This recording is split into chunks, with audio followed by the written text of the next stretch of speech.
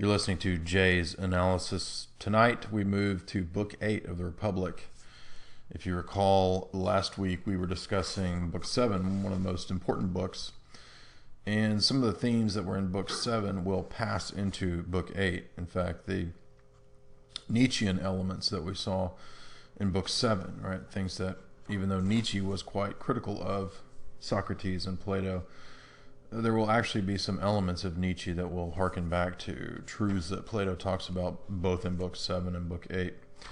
And in 7, we saw that the sun, again, if we recall, Book 6 is the intelligible light of the noetic realm. The celestial luminaries sort of representing the forms in terms of how light enlightens the eyes in the same way the forms enlighten the mind. And Book 7, of course, was where we saw the allegory of the cave.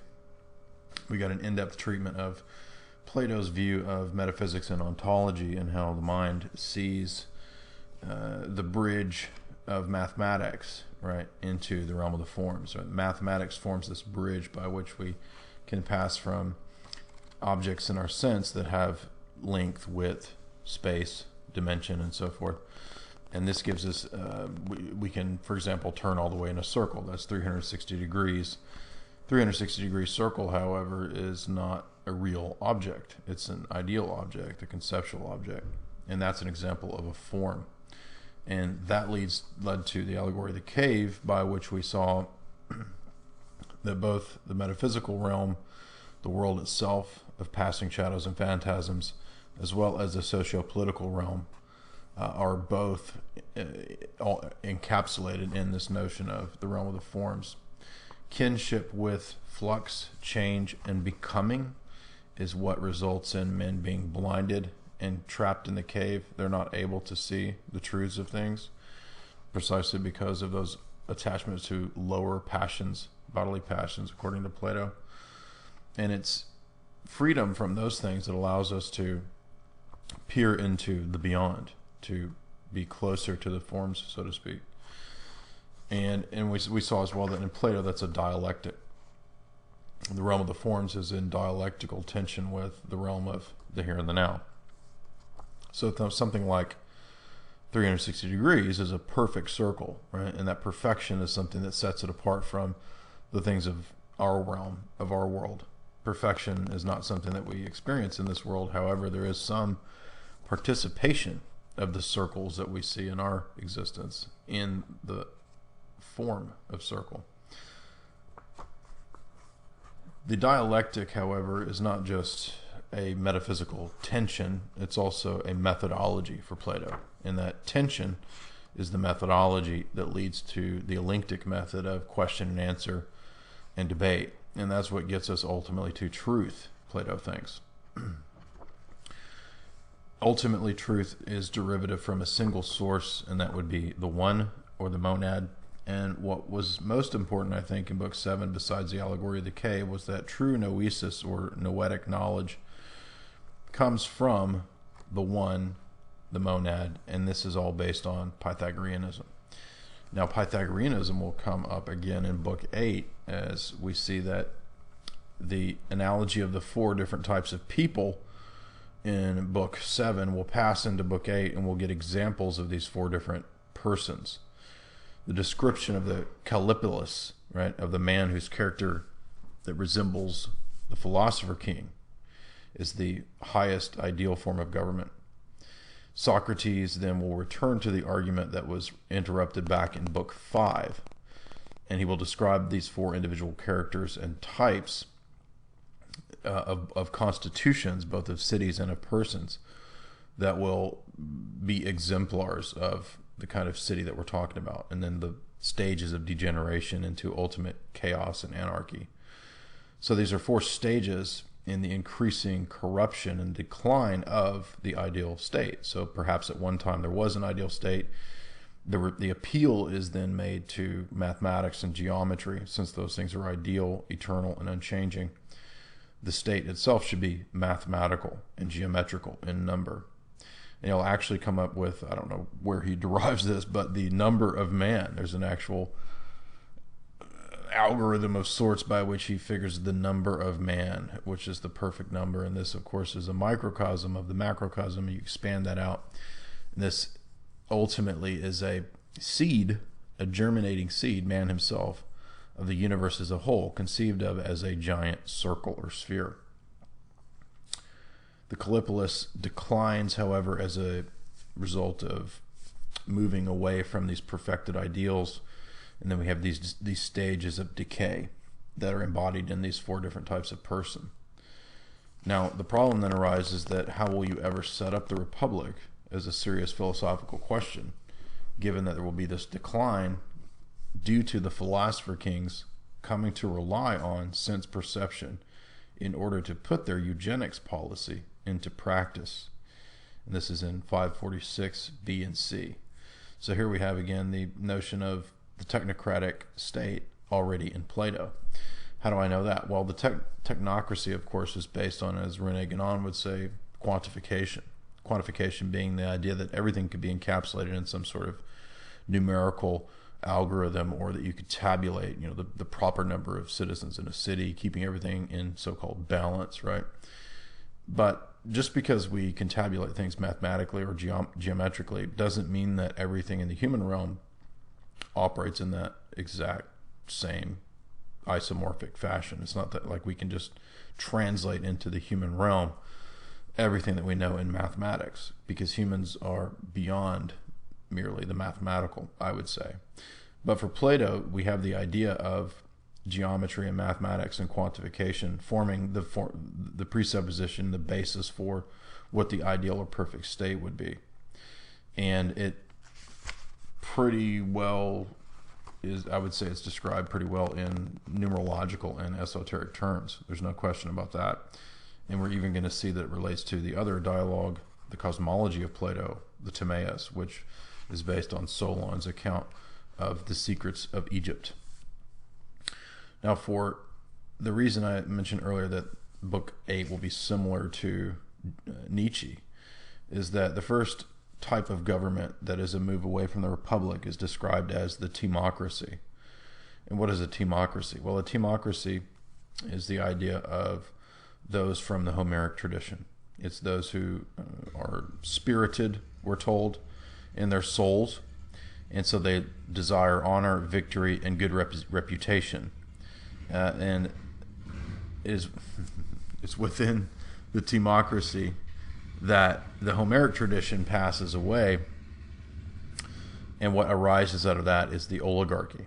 And even in Plato, the notion of the oligarchy, as we'll see, is based on the money power.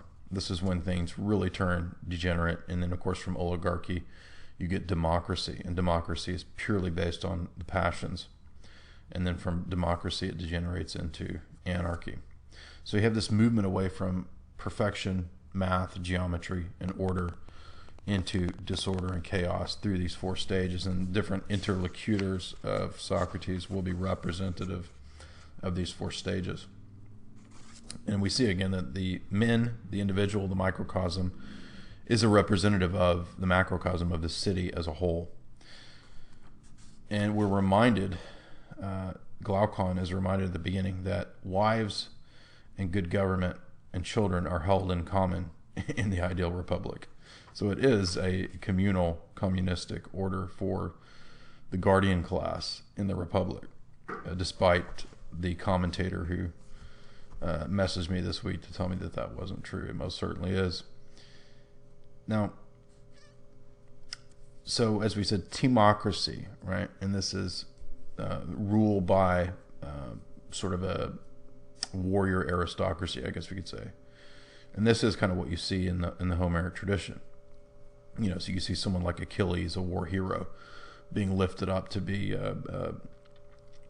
the leader and so forth, almost has a kind of demigod status. And the reason I mentioned Nietzsche is that it's similar to Nietzsche's genealogy of morals, where Nietzsche gives his thesis on where good and bad comes from. And in Nietzsche, it's whatever's good is the elite, the bourgeoisie, and whatever's bad is the vulgar and the common. And this, according to Nietzsche, is why we call things vulgar when they're distasteful because they were the characteristics of the common person, thus vulgar. So in Nietzsche's characterization, the origin of morals would be very similar to Plato's discussion of timocracy, right? And it's in timocracy that the warrior elite, the spirited elite, someone who should be in the guardian class in the ideal republic, takes his role as leader. And for Plato, that's out of order, because the guardian class should be subordinate to the philosopher king class in the ideal republic, and not the other way around. From the timocracy, things degenerate because he says these leaders, these warriors, after they've created peace, well, then they're going to want to make money and maintain peace. So they're going to want to be successful, and this is going to lead them to tell people what they want to hear. And that's when we get to oligarchy, because they're going to, whether they're going to want to be making money, I should say, and that's going to lead to the oligarchy, because for Plato, oligarchy is a front for the money power. It's really at this point that we start to turn towards making money and greed, and becoming wealthy is what becomes the new virtue when we start to pass out of the timocracy. These great warriors then become decadent and just want to be rich. And then they have sons, and the sons just want to be rich. And then we passed into an oligarchy, where we're no longer guided by rulers who have a sense of the just, a sense of honor, courage, and virtue. We're ruled by rulers who are concerned with the so-called virtue of making money. And what happens to oligarchy? Well, oligarchy then turns into democracy. Right? Oligarchy leads right to the chaos of democracy, and so the order is once again inverted. So we went from philosopher kings to guardians, and now we're to the masses supposedly ruling. But for Plato, oligarchy and democracy are really kind of interchangeable, right? They kind of lead to one another. They're kind of bosom buddies. They're pretty much the same thing, because all you have in a democracy is not real equality or the voice of the people or vox populi or whatever. What you actually have is a power behind the scene running things, but telling people in the mass what they want to hear. So there's an interesting discussion about the rule of money power in the oligarchy in sections 553 over to 555, and he says this is going to lead to internal civil war. And then up into 556, there's the discussion of usury. So when the money power takes over, usury comes in and takes over, and then you have a situation ripe for revolution. He says, first of all, then, aren't those free? Isn't the city full of freedom and free speech? Doesn't everyone have a license to do what he wants? It sounds like America, right? Freedom, liberty, libertarianism. That's what they claim, at any rate. And where the people have this freedom and license, it's clear that each of them will arrange his own life in whatever way pleases him. Yes, that is clear. Then I suppose what's most of all under this Constitution, that one finds peoples of all variety, of course. Well, then isn't this the finest and most beautiful of all the constitutions of the cities? No. Why not? Because oligarchy, right? These characteristics of democracy, he says, oligarchy leads to democracy. Then he too rules his spendthrift pleasures by force. The ones that aren't money makers are then called unnecessary. So if you're not producing, you're unnecessary. So democracy produces chaos. Why? Because it panders to the masses, right? And it becomes capitalistic, he says. It panders to the masses because, as we saw earlier in the Republic, like the sophists, those who adopt democracy have to tell the people what they want to hear so that they can remain in power. It's that simple. And so because the city in this constitution is a macrocosm of the microcosm of the individual, the passions are running loose in democracy, right? Democracy is based on the will of the people, but the will of the people is such that they don't know even what's best for them. So man battles against himself, and there's counter-revolution and civil war within the city, he says. Shame then arises in the soul, and there is disorder. Desires draw him back into the same bad company and into the intercourse and breed of a multitude of others. Seeing the citadel of a young man's soul empty of knowledge, of good living, of truth, they occupy that the passions then occupy the citadel of the soul. Now he goes on to say, having thus emptied and purged these forces from the soul, they possess an initiate. He's talking about those who fall from truth into democracy, anarchy, and chaos. They've possessed and they were initiated into the splendid mysteries and rites. He's talking about the city's Apollonian mysteries. They then proceed to return to insolence, anarchy, and extravagance, shamelessness from exile, and a blaze of torchlight. Calling insolence good breeding, anarchy freedom, and extravagance magnificence, and shamelessness courage. The end result is that after he spends a bunch of money, effort, and time on unnecessary pleasures, a great tumult arises within. So you have the collapse of things ultimately into anarchy as a result of the passions ruling, right? The passions rule in this inverted system, whereas otherwise it should be reason and the divine ruling. As we move down the totem pole or pyramid, if you will, of good government into bad government, rather than reason ruling the passions rule reason. And that's quite clearly what happens in so-called democracy. Democracy then leads, of course, to tyranny. So just like a man can be tyrannized by letting his passions run loose, drunkenness, whatever, right? These things can then become self-destructive. In the same way, to the city, when the mob runs loose, we have tyranny. He says, come now then, how does a tyrant come into being? It is clear that it evolves from democracy. Doesn't it evolve from democracy in much the same way that democracy does from oligarchy? The good that oligarchy puts before itself, right? Yes, it is insatiable in its insatiable desire for wealth and its neglect of other things for the sake of making money. It is destroyed, correct? Democracy's insatiable desire for what it defines as the good destroys itself. Well, what about freedom? Surely you'd hear that a democratic city has the finest of things, right? And they're the most free, and yet it falls into dictatorship because democracy breeds anarchy. Well, it breeds tyranny and then it breeds anarchy.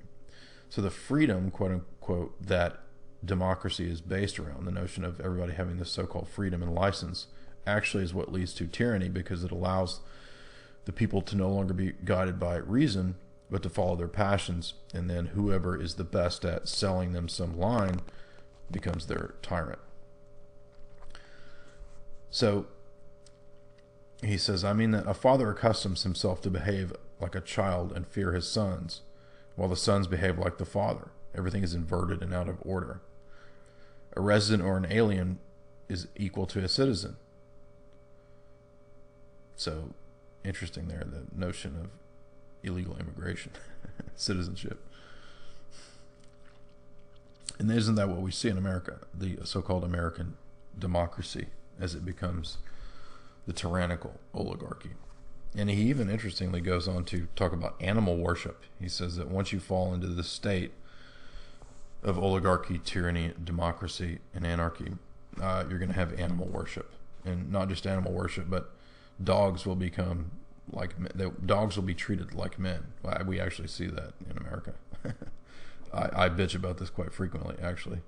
So extreme freedom can't be expected to lead to anything but a change in the state to extreme slavery, whether for the private individual or for a city. And this is one of the main reasons that I don't believe in democracy. I'm not a Democrat, because democracy presumes an equality that doesn't exist in reality. Not all men are suited to the same professions. Not all men are suited to the same operations and actions in life. And so to try to build a city around a false anthropology is self-destructive. And that's exactly what Plato's saying here.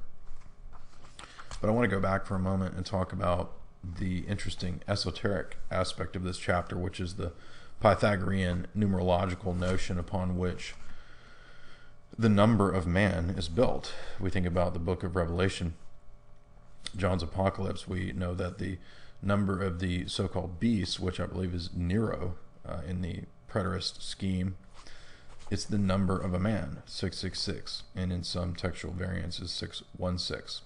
For Plato, there's this strange number of a man, which he seems to derive in some way. If you read the notes in my copy from Grube, his version of the Republic, even this is very convoluted and difficult to make out where he's deriving this number from. But basically he's taking from the starting numbers of the monad, dyad, triad up to the heptad, and he's coming at something like 36 and then the square root of 50, and it's very, very confusing, and I don't think anybody really knows for sure what Plato's talking about. But it's based on the notion that in the same way that he and many of the Greeks viewed the world or the universe kind of moving in a circle, just like you would think of the seasons passing through a circle cut into 4 sections, right, from winter, spring, summer, fall.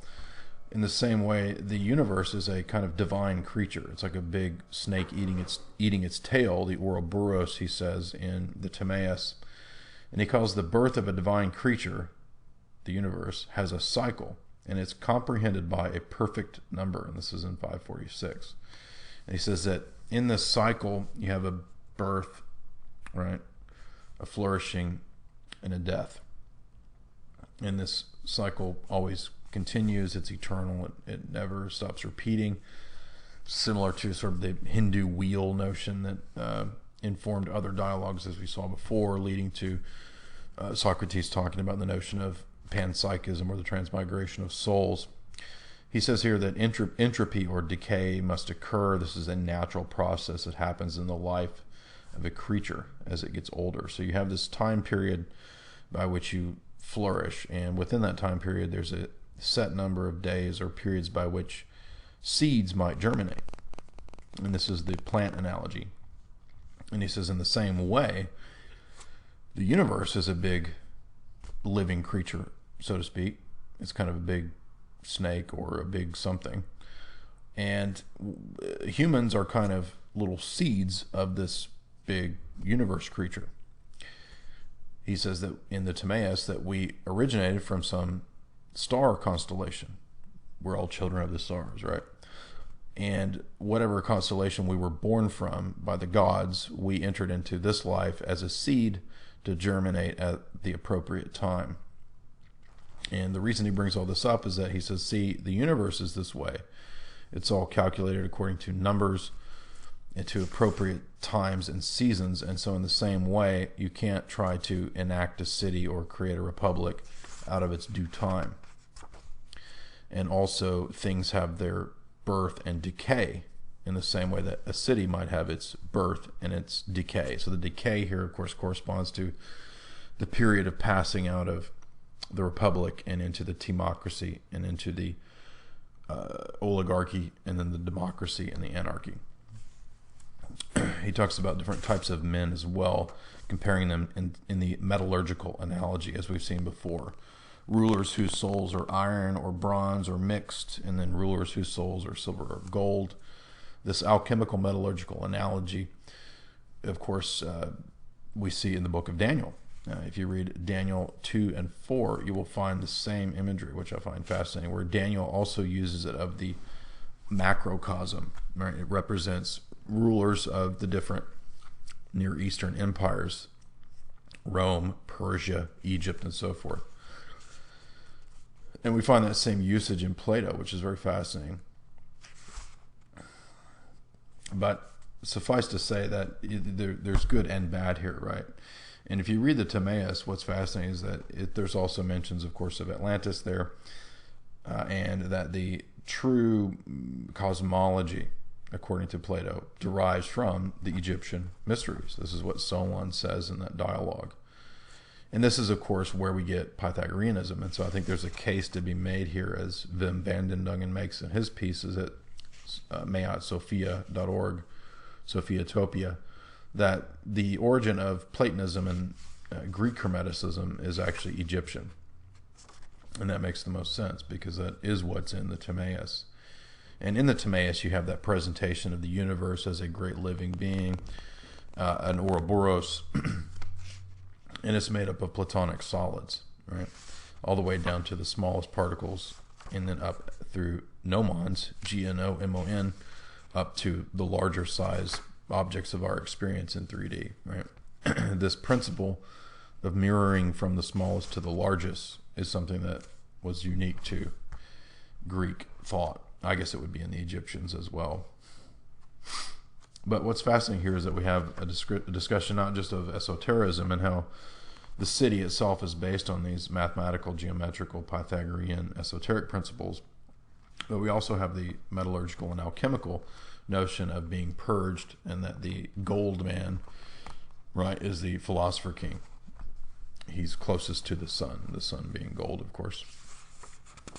The sun, that is, of reason and of the noetic light. Oligarchy, as we said, is the next step down.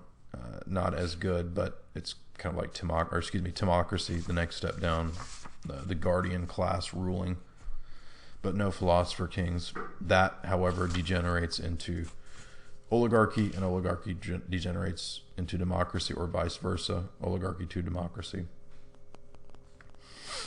And then you have the rise of the money power.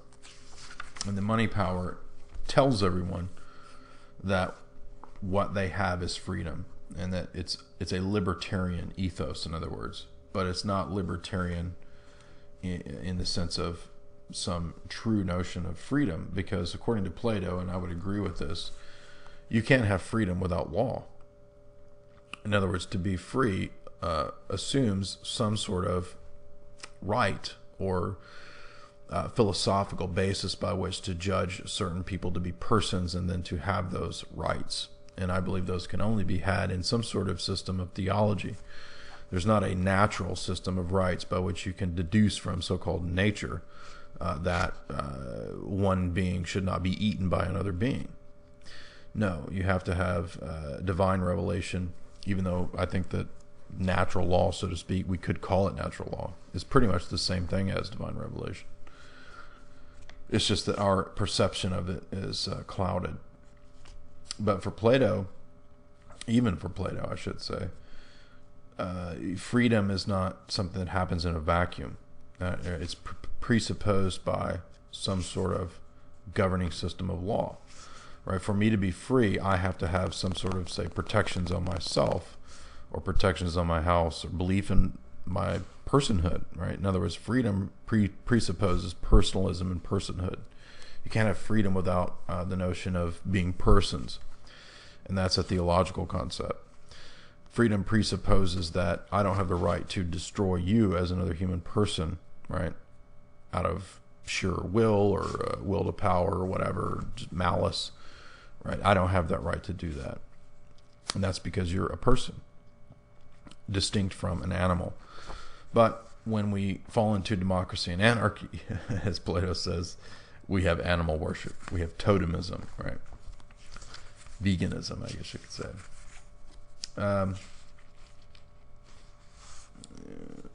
Patricide, ultimately, is what we fall into.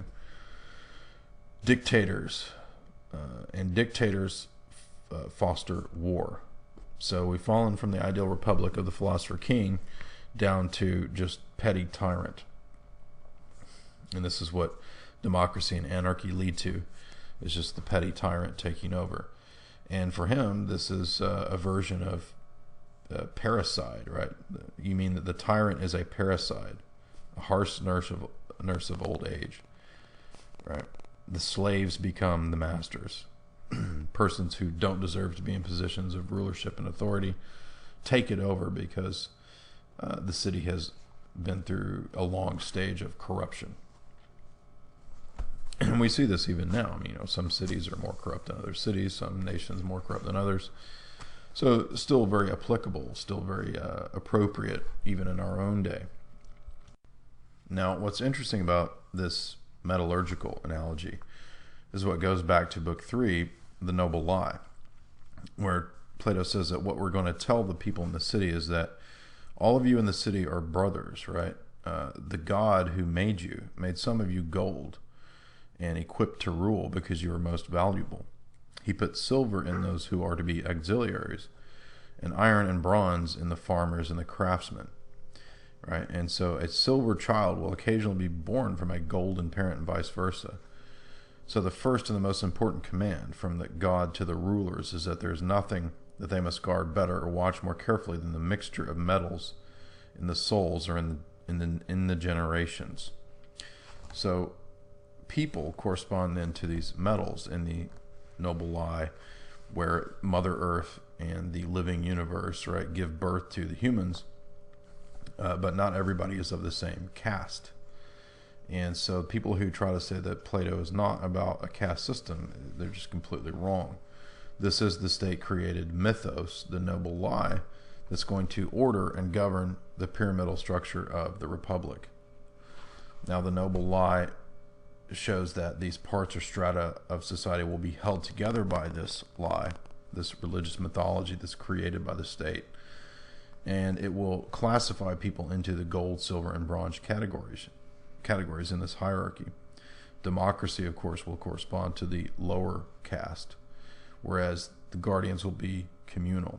And then, of course, you have the philosopher kings at the top.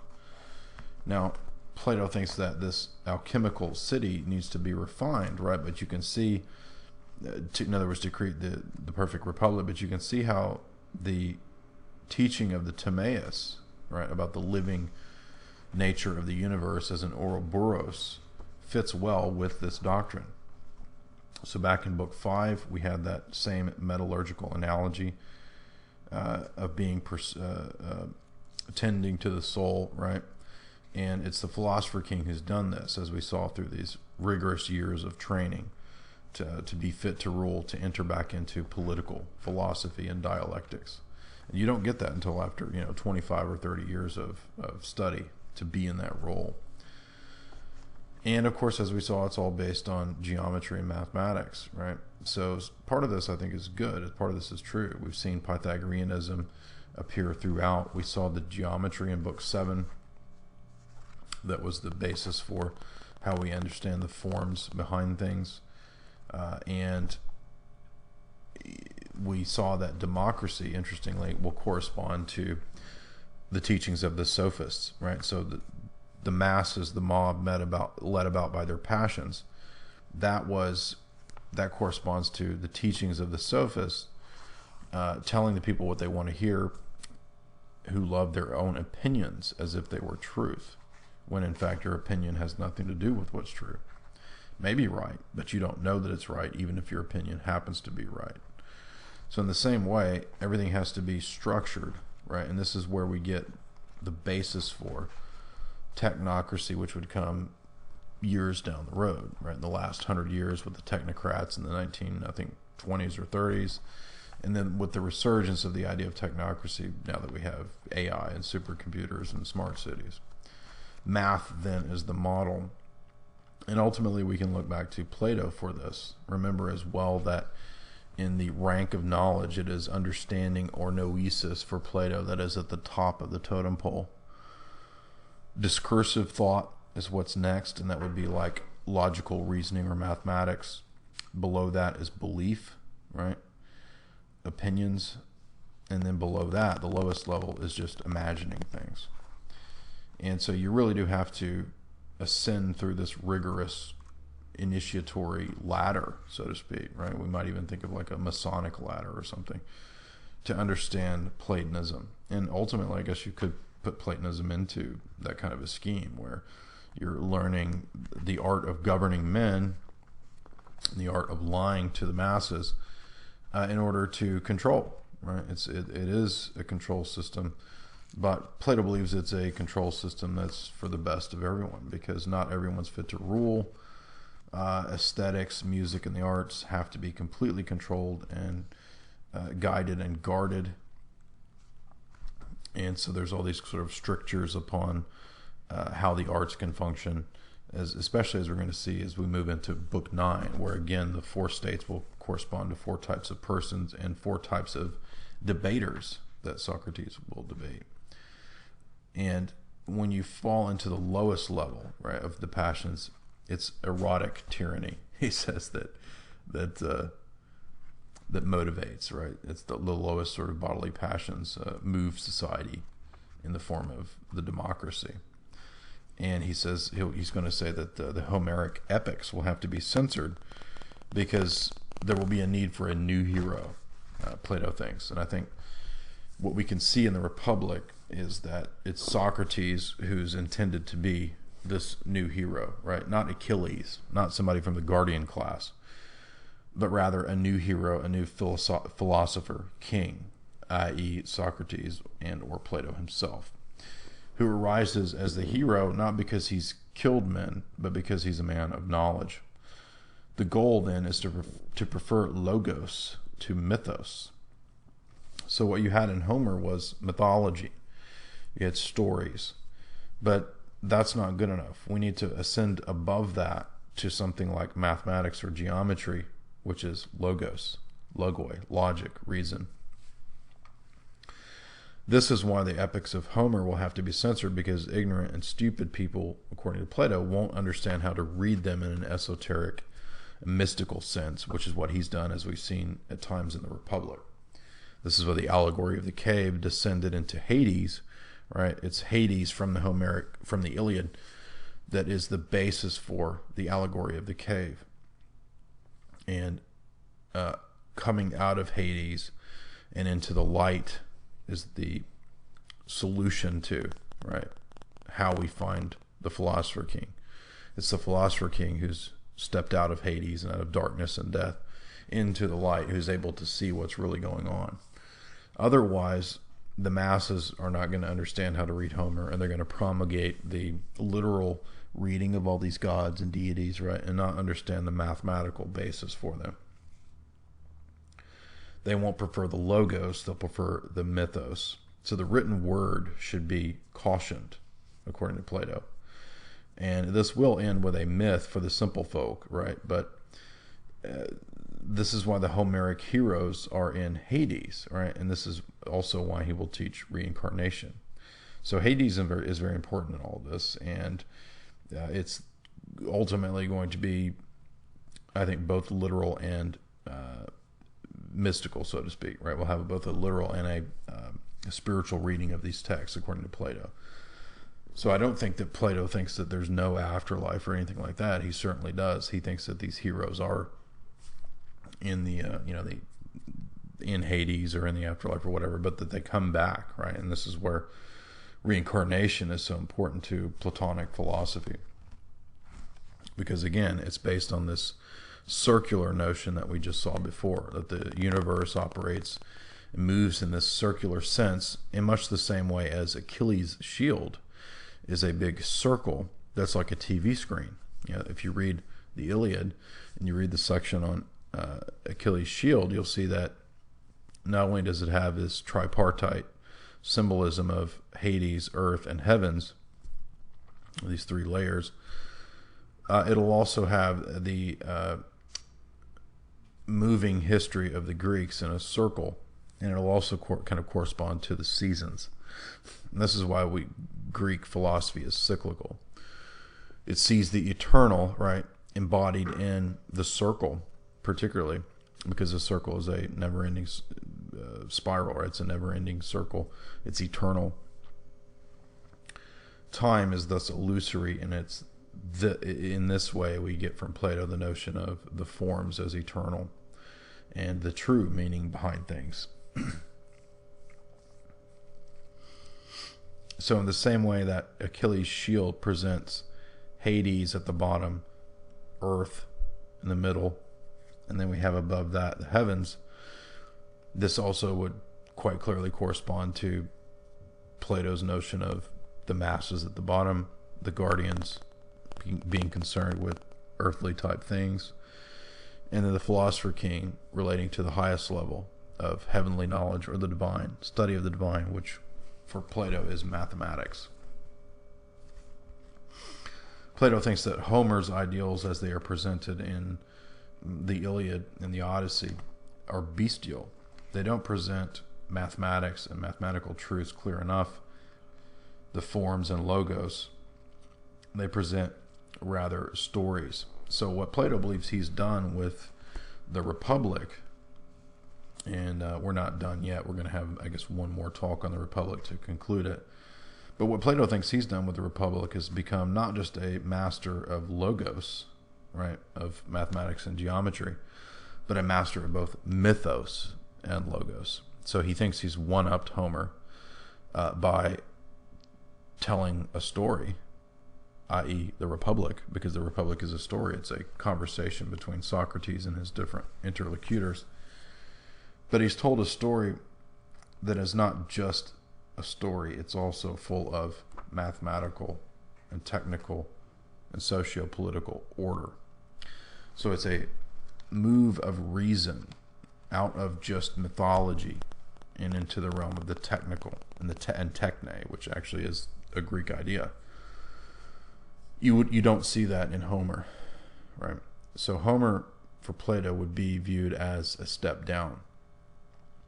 Homer might correspond to certain traits of the guardian class, the warrior class, because it's all about Achilles, right? It's all about Odysseus and his battles and his courage. But battles and courage aren't everything. There are higher truths, like Pythagorean theorem, right? These are truths that go beyond, killing a serpent or killing a hydra or something like that. These are truths that are eternal, unchanging, and tell us about things higher on the tree of knowledge than the good of killing Medusa or something. Those truths are higher virtues.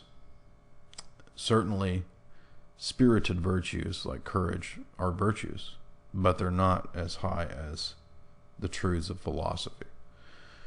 And we might derive some philosophical principles from Homer, but Plato thinks that the people aren't smart enough to get this.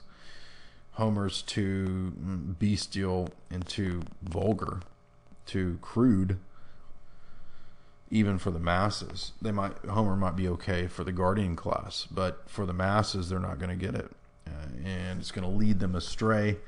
And so you have in the Republic pretty strict censorship, and it's the same with music as well. Music is censored and so forth. So as we've seen, it's a pretty rigid structure that occupies the Callipolis or the Republic. It's not a libertarian form of government. And in fact, Plato chides and mocks libertarianism in the section that I just read in Book 8 that applies well to America, does it not, right? Section 563, if you have your book. And it leads to anarchy and tyranny, as we saw, the rulership of the passions. Blind Plutus. Plutus was the god of money and wealth to the Greeks, and he was represented as blind in Aristophanes' Plutus. Why would he be represented as blind? Well, because money blinds you to the truth. It becomes your god. It leads you about. And you're no longer able to see the higher truths. And ultimately even to lose love itself, as the passions are directed only towards the gain of more wealth. Certainly no one can see the sun of the noetic realm if they're in love with money. No, you're much more like the sophists, who Plato chides as being lovers of money. The sophists really just told people what they wanted to hear to make money. And the masses loved it because they didn't really want to hear what was true anyway. They wanted to hear warm fuzzies and things that just made them feel good.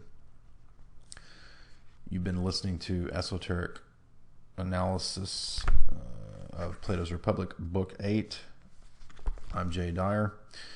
And when we come back next time, we'll have Book 9 and 10 concluded. And we'll move on to, I think probably the Timaeus would be the good one to do next, because the cosmology of the Timaeus has come up a few times already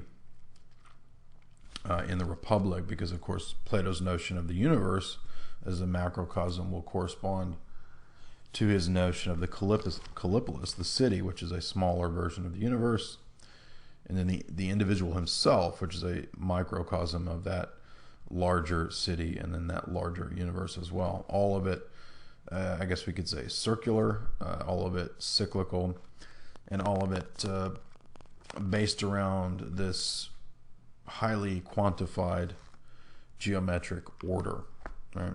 And we can even see this perhaps in architecture, right? If you think about Greek architecture and the columns and the way they're structured, right? It's very ordered, it's very symmetrical, and it's intended, as Spangler said, to give the impression of eternality, right? The Greeks were not happy or concerned with time and the temporal, especially not in Plato.